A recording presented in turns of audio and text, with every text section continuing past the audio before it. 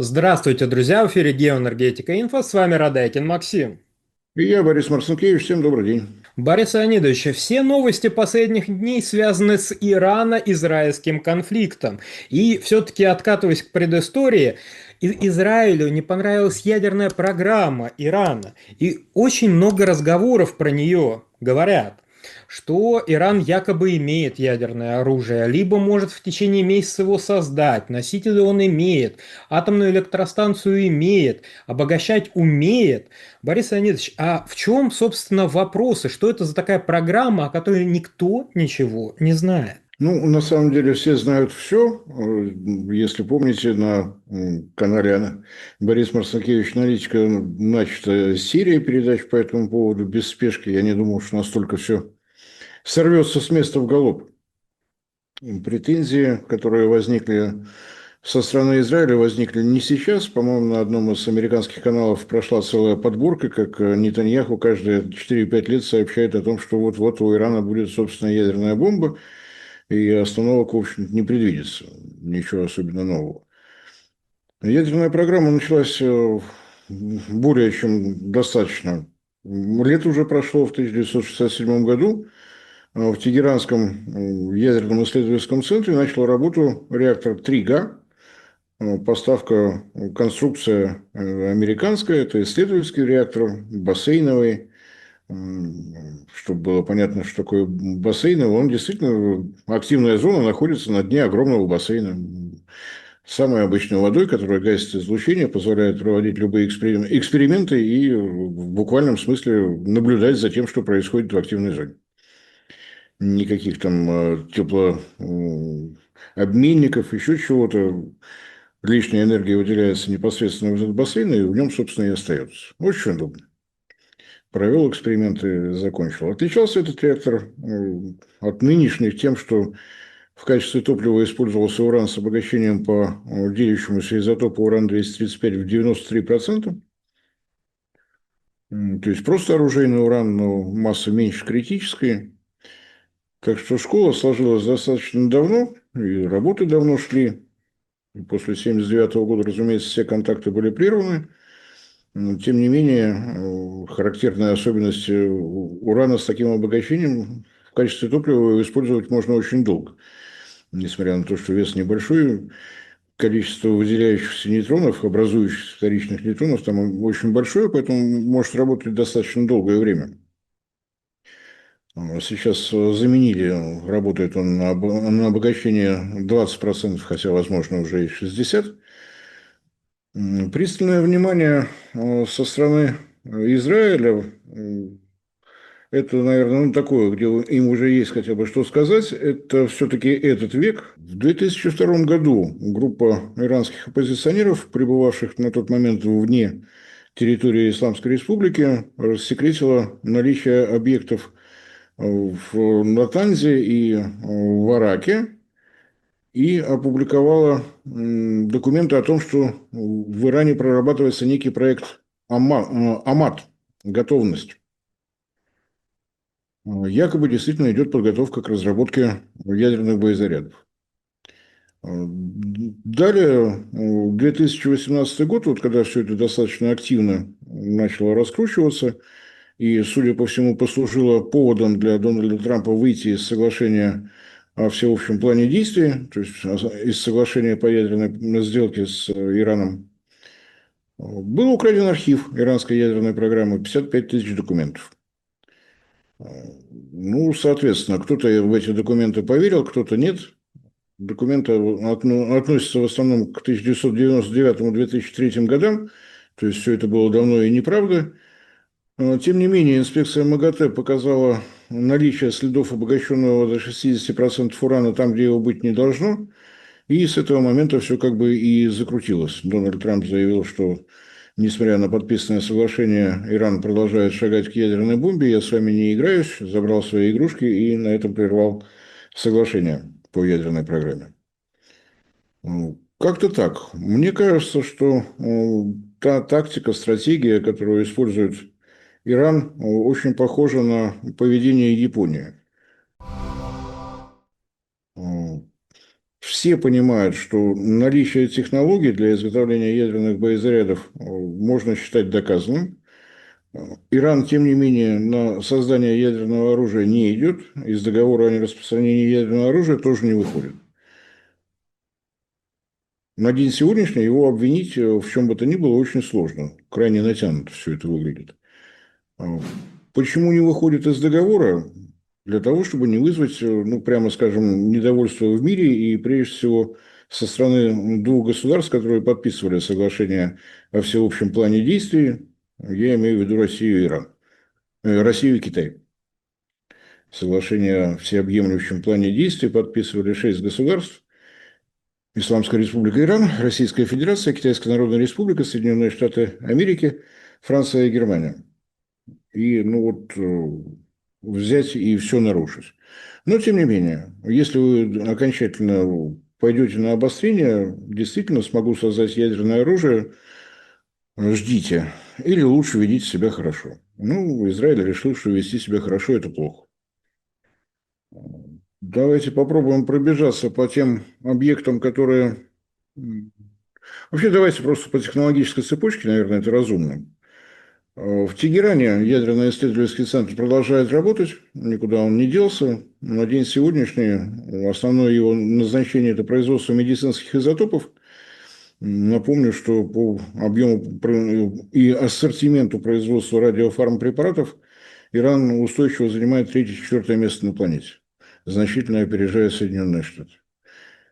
Причина таких успехов в том, что Иран освоил технологию газовых центрифуг, есть свои собственные наработки, и на этих центрифугах не только обогащает уран, но и производит медицинские изотопы из других химических элементов.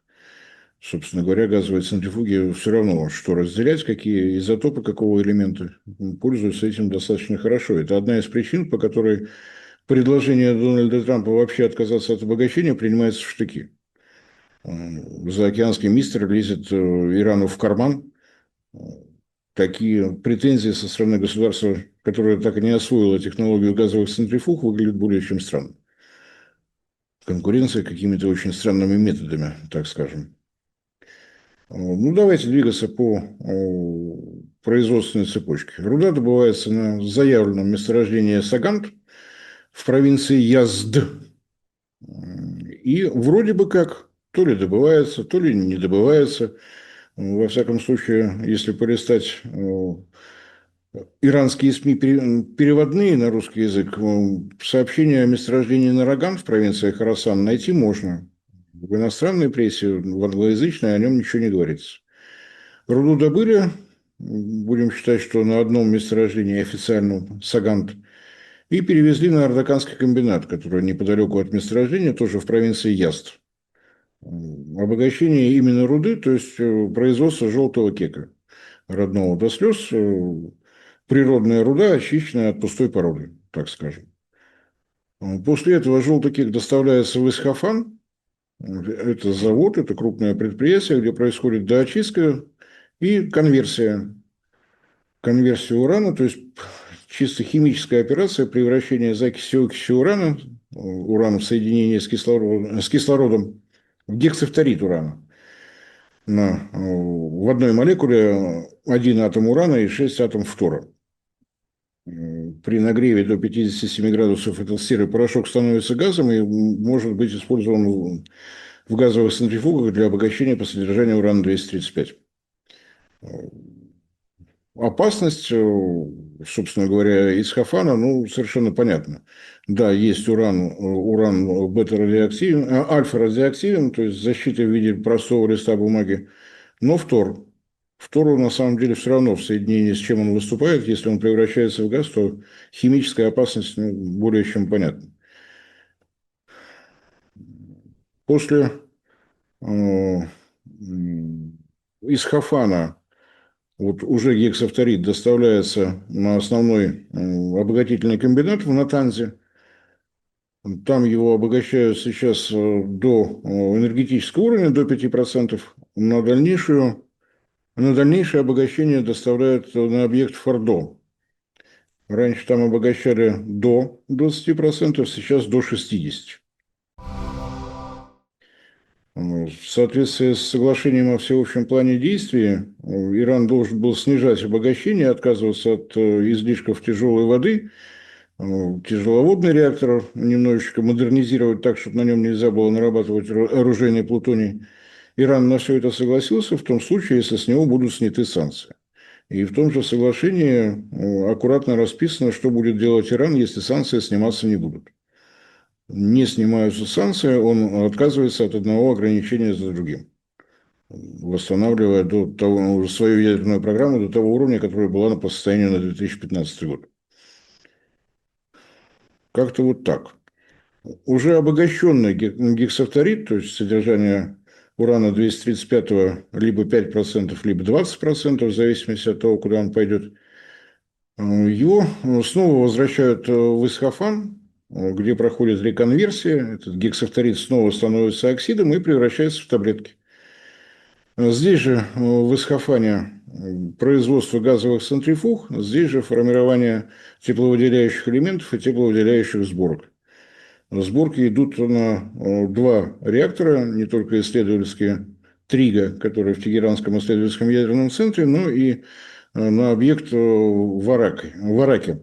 Там находится тяжеловодный реактор ИР-40, Исламская республика, 40 мегаватт тепловой мощности.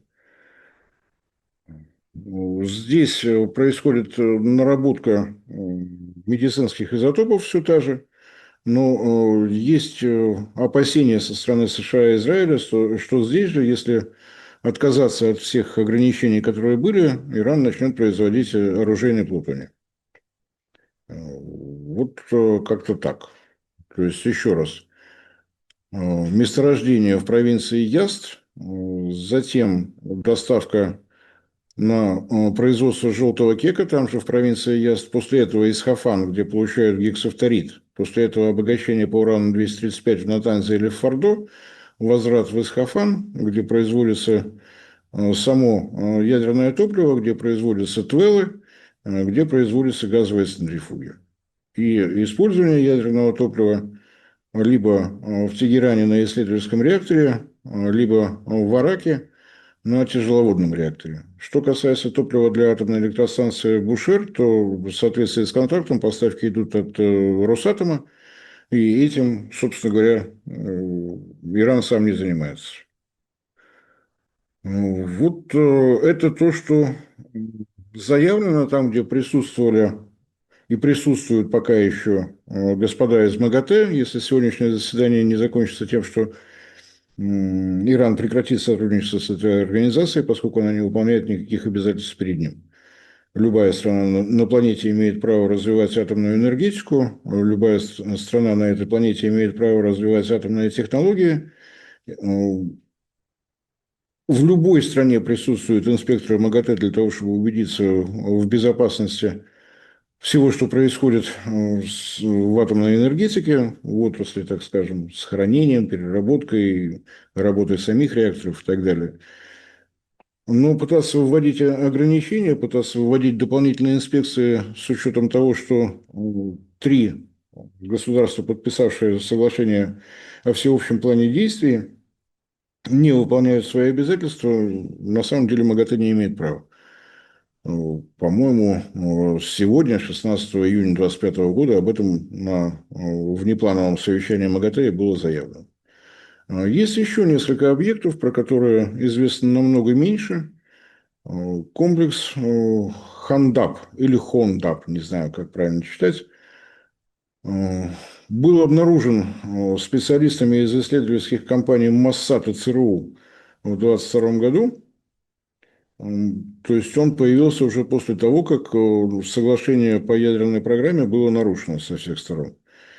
С 23 года МАГАТЭ пытается пробиться, посмотреть, что там происходит. Это сказать сложно. Не запускают туда МАГАТЭ именно потому, что этот объект не касается соглашения о всеобщем плане действий. Соглашение о всеобъемлющем плане действий, извините. Место очень удачное. Хандап – это шахтерский городок, километров 130-150 от Тегерана. Там добывался уголь. какая теперь из шахт используется как ядерный объект, никто сказать не может. Глубина залегания этого объекта, если верить старым документам, уголь там добывали с глубины до 500 метров. Ну вот как-то так. Высказывание со стороны МАГАТЭ, что архитектура входных ворот, входных тоннелей в эту шахту напоминает архитектуру завода по производству центрифуг, ну, не знаю, верить этому или нет. Еще одно опасение, что там внутри не только производятся центрифуги, но и стоят их каскады, и будет идти обогащение по урану-235, пока понимание со стороны Ирана не вызвало. Комплекс Парчин был такой неподалеку от Тегерана. В нулевые годы Моссад доказывал, что там проводятся эксперименты с детонаторами для ядерного оружия, с взрывчаткой для имплозийного взрыва, так называемого, с импульсными нейтронными генераторами и так далее. МАГАТЭ добивалась возможности проинспектировать объект. Маскировка там достаточно своеобразная, там же находятся заводы по производству обычного вооружения. И МАГАТЭ не пускали, потому что обычное вооружение тоже секретное, попросили полгода, чтобы режим секретности убрать. Когда через полгода МАГАТЭ явилось, вообще ничего не нашло, все в полном порядке. Так что такой вот объект, исключительно для производства обычных вооружений. Вроде бы все, хотя нельзя исключать, что есть что-то еще. Если по степени опасности, ну, химическая опасность – это прежде всего Исфахан, где работают с фтором. Было сообщение от МАГАТЭ, что в результате ударов израильской или авиации, или там, я не знаю, каких еще, БПЛА, все, что находилось наверху, инфраструктура снесена, имеется в виду энергообеспечение. Подстанция там наверху была, кабельная, вводы кабелей. Если все это было оборвано, действительно был риск того, что нарушена герметичность газовых центрифуг, и не исключен был выброс вот этого самого гексафторида урана в виде газа. По альфа-радиоактивности господин Гросси никаких замечаний не сделал. Понятно, что система безопасности есть, тем более, что это альфа-радиоактивность самая мягкая, самая простая из того, что есть. По объекту Фордо, где, вероятнее всего, сейчас идет обогащение до 60%, удары тоже были, но это ближе, ну, не может там быть никаких результатов. Глубина залегания объектов до 90 метров – это скала, плюс бетонное перекрытие толщиной до 3 метров. Это из того, что видно на фотографиях на входе. Так что я думаю, там тех вооружений, которые у армии Израиля имеются, будет просто недостаточно. Исфахан с его втором укрыт менее надежно, там только бетонное укрытие, он на поверхности. Именно поэтому есть вот такие риски. Натанза подземный, но там не глубоко до 10 метров, поэтому бетонные купола еще в 2,5 метра толщиной тоже вряд ли обычными видами вооружения можно взять. Нужны какие-то глубинные бомбы или что-то в этом духе. Вот приблизительно такая обстановка. Облученное ядерное топливо атомной электростанции Бушер вполне традиционно для любых зарубежных контрактов Росатома доставляется на переработку на производственное объединение «Маяк» на Урале. Возвращаются ли только высокоактивные отходы. Что будет с ними делать Иран, пока еще не ясно, но с учетом того количества гор, того количества шахт, ну уж найдет способ обеспечить геологическое захоронение, а если будет продолжать развиваться сотрудничество с Россией без эксцессов, то будут и совместные проекты. Кроме атомной электростанции Бушер-1, строится атомная электростанция Бушер-2 в составе еще 2 блоков на базе реактора ВВР-1000. Почему не ВВР-1200? ВВР-1000 очень хороший проект для сейсмически опасной зоны. Если кто-то следил за прессой, то совсем недавно там как раз в районе ядерных объектов землетрясение было, правда, очень могучее, 2 балла по Рихтеру, то есть слегка потрясло и перестало, но для атомной электростанции это не полезно, лучше перестраховаться. Были сообщения о том, что Иран начал в прошлом году строительство атомных энергоблоков по собственным проектам, именно энергоблоков, вроде бы как на тяжелой воде. Там же в Араке, где находится тяжеловодный реактор, там же идет производство тяжелой воды.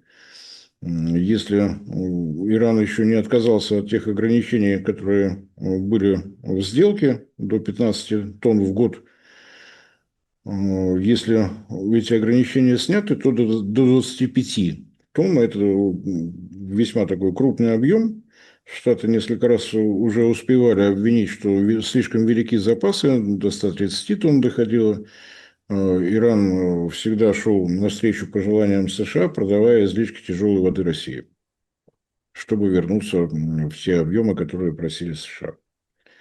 Вот какое-то такое состояние. Что касается ударов беспилотниками, ракетами класса воздух-земля и прочим по ядерным объектам, ну, это в очередной раз доказывает миролюбие, гуманность замечательного, прекрасного государства Израиль, забывшего одну из заповедей Ветхого Завета, в котором черным по белому написано «око за око, зуб за зуб». Борис Леонидович, большое спасибо за комментарий. Друзья, подписывайтесь на телеграм-канал Геоэнергетика Инфо, ссылки будут в описании и закрепленном комментарии. Там же будут реквизиты для желающих финансово поддержать наш проект, чтобы мы и дальше также бодро вещали на всех площадках без монетизации. Спасибо, до новых встреч. Цикл передач, посвященный ядерным программам Индии, Пакистана и Ирана, будет продолжен, но в обычном темпе, не в таком, как стала диктовать нынешняя обстановка. Всем спасибо за внимание, всем всего доброго.